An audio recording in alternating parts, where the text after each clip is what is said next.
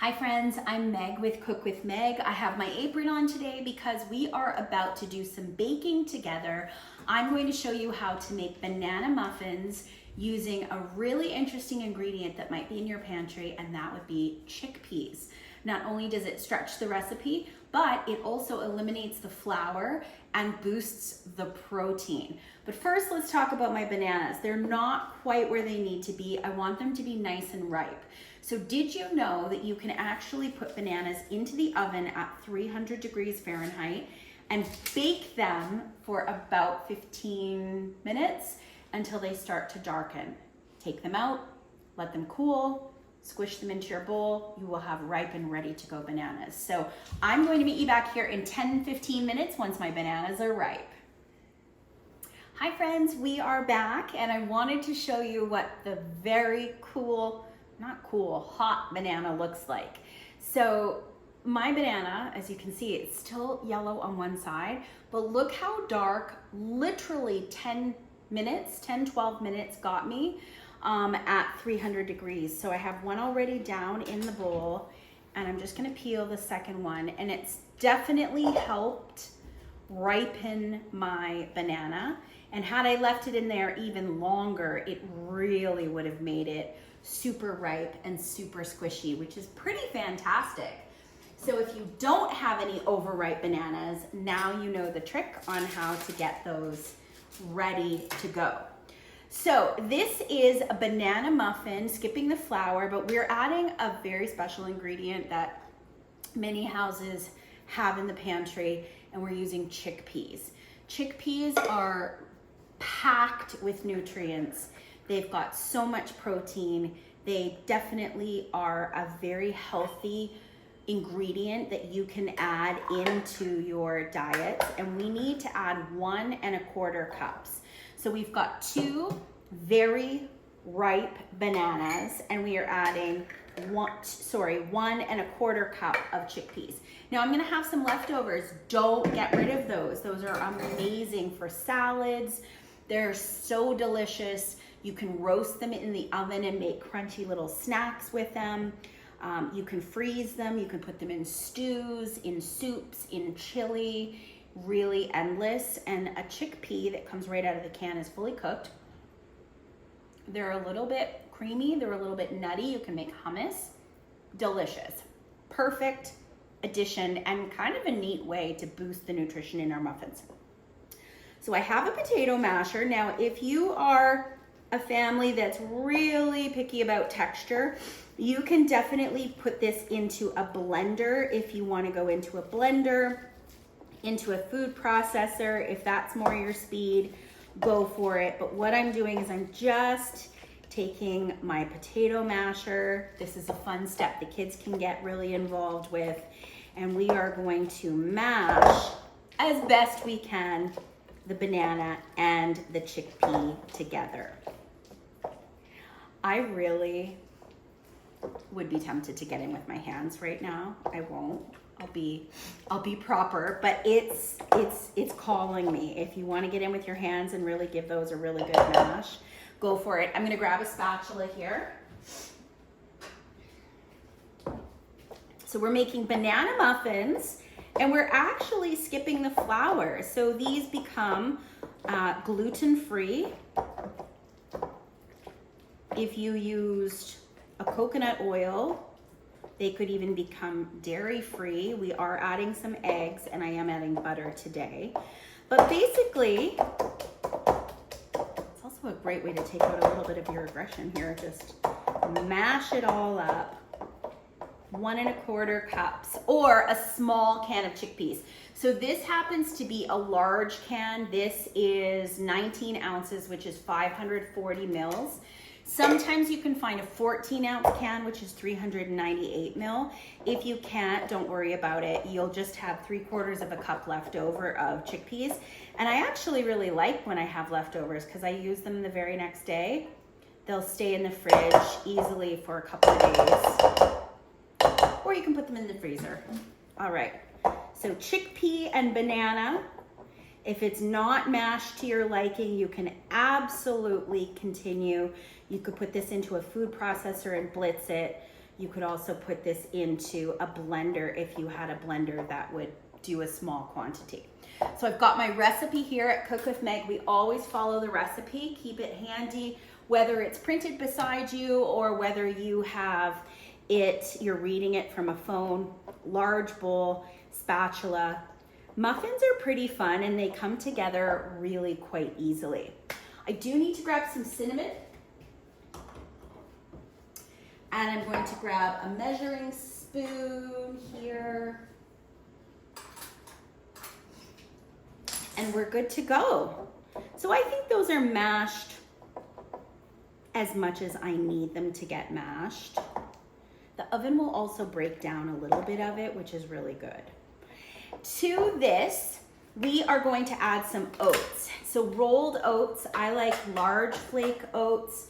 I want you to pick whatever oats you've got in the pantry, and we are going to add a half a cup, and then we're gonna do a little bit more mashing. And actually what's very cool, when you add oats to a recipe, that bit of texture is also going to help break down the chickpea goodness. So the little bits of oats pressed in kind of help break it down and help with texture.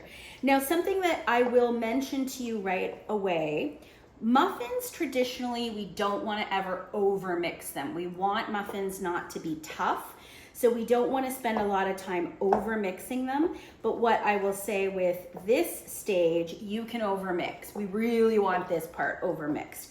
So get right in there if you want to bring back your potato masher now that you've got your oats. The oats kind of act as weight to kind of press down everything.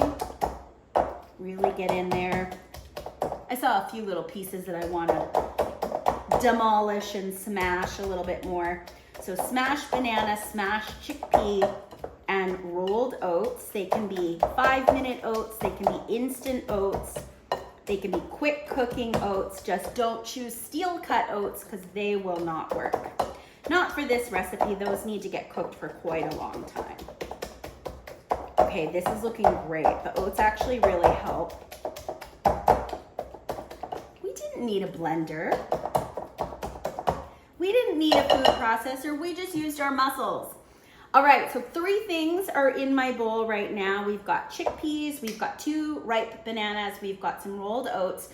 To this, we are going to add our sugar, some baking soda, cinnamon, salt, eggs, butter, and vanilla. That's a mouthful. So let's go with the sugar. We're going to use brown sugar for this recipe, and we want to use a 1/4 cup of packed brown sugar. There's my 1/4 cup. I'm gonna dip into my brown sugar canister. And what I'm gonna do is I'm really going to pack it in. Packing it in, it means let's go to the beach. Like a sand castle, check it out. There's my 1/2 cup of brown sugar. The reason we ask you to pack it in is because brown sugar is actually, did you know, white sugar with molasses.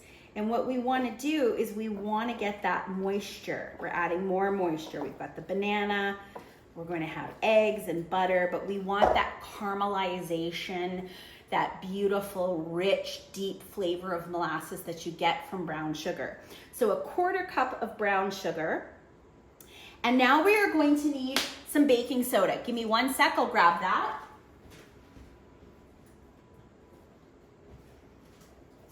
Baking soda is going to act as a leavener. So we need 1 teaspoon of baking soda. Here we go. Teaspoon. Baking soda, baking powder, they are called chemical leaveners. And what I do is I dip it in and then I use the little lip of the baking soda box. Make sure it's baking soda and not baking powder.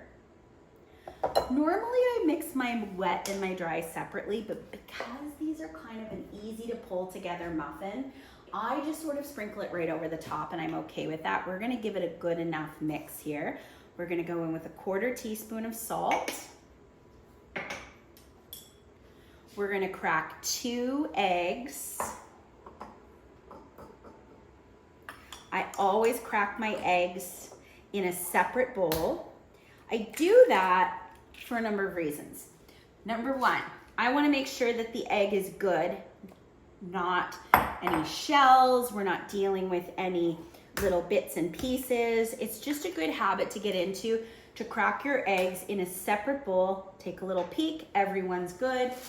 Now I take a minute and I wipe up the counter. If you've got any egg on the counter, if you've got any egg on your hands, take that minute, wash your hands, wipe up the counter space. We always want to make sure that we are dealing with a good, clean work surface.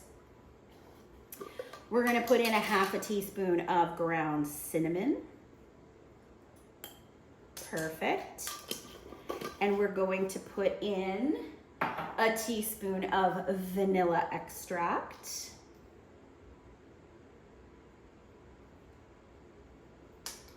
And the last ingredient, we do need a little bit of fat. We're gonna put in a 1/4 cup of melted butter. Salted or unsalted, they all work. I clean up a little bit. We need to clean as we go. And then we're gonna give this a mix. I'm gonna stir until combined. This is going to be a fairly wet batter. Definitely a little wetter than other muffins, but the egg is gonna help bind everything. The sugar will help bind this together. Yum, and there you have it. That's enough mixing. You don't wanna over mix this muffin. So let's bring our muffin tin over. We'll grab another little muffin cup liner. And I've got a ice cream scoop. I'm gonna use an ice cream scoop. This is very wet batter. It's definitely wetter than what we're used to seeing for muffins. So just very carefully, we're gonna scoop. I don't even have to use the scooping mechanism, but we're just gonna sort of ladle in muffin batter. I'll meet you back here when my muffin cups are filled 3/4 of the way up. And then we'll talk about baking our beautiful muffins.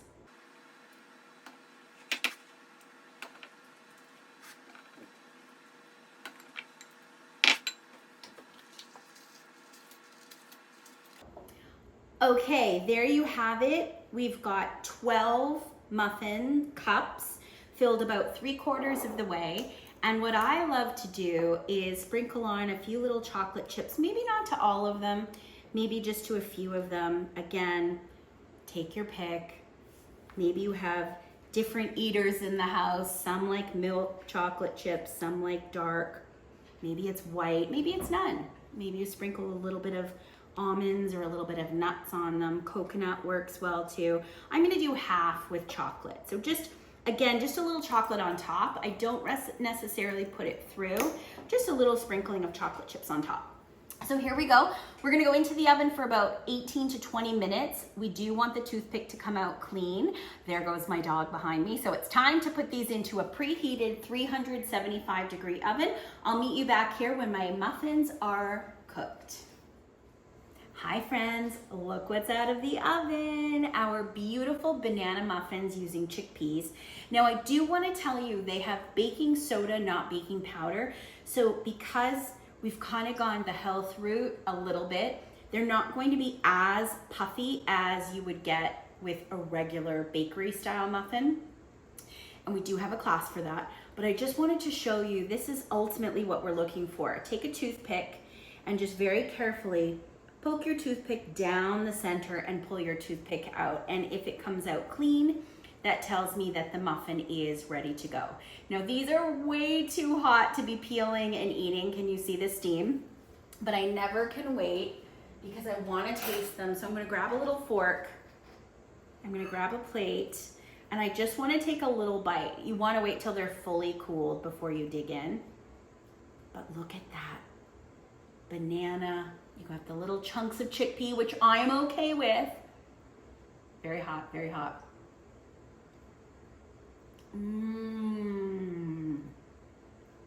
Okay. Okay, these are delicious.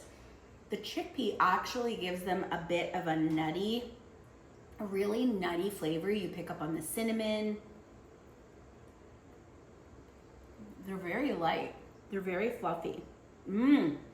But I will say, if texture is your thing, and I will say this at the beginning as well, put the mixture in a blender or a food processor. If you really want it to be smooth, pop it into a food processor or a blender. Let's take one with the little bit of chocolate, the added chocolate. I can't wait. Okay, this one looks really good. I mean, they both look really good. It's very hot. Banana and chocolate and cinnamon. What a combo. And you're loading up on extra protein by adding the chickpea right into the batter. One little taste. Oats. Okay, that's ridiculous. I vote add chocolate.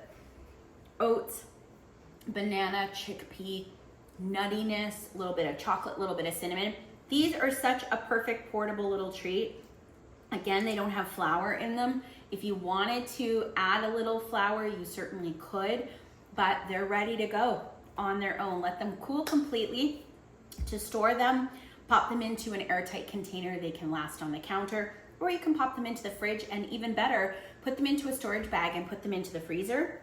And then you'll have grab and go little portable healthy breakfast muffins whenever you're ready. So that's it for me. If you want to find out more about me, you can head to cookwithmeg.com. I love teaching and I love showing you new recipes and ways to use things that might already be in your kitchen before you go out and have to purchase. So enjoy, and until next time, happy cooking, happy baking, clean those kitchens, and remember, we are awesome. Bye everyone.